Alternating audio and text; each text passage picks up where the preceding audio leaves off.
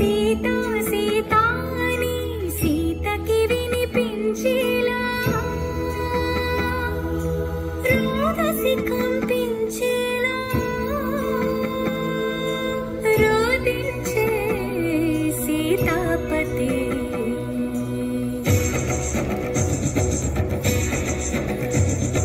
వానరరాజగు సుగ్రీవునితో రాముని కలిపి మారుతి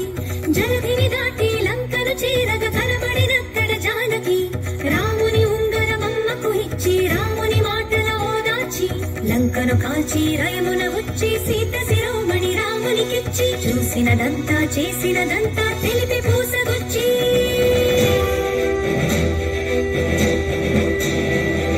వాయువేగమున వానర సైన్యము కడలికి వారధి కట్టెరా బాణవేగమున రామభద్రుడా రావణ తల పడగొట్టెరా మునమున చేరిడి కులసతి సీతని దూరముగా నిలబెట్టెరా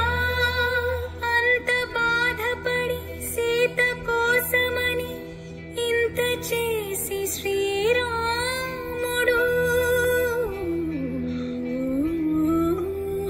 చెంత చేర జగమంత చూడగా వింత పరీక్ష విధించెను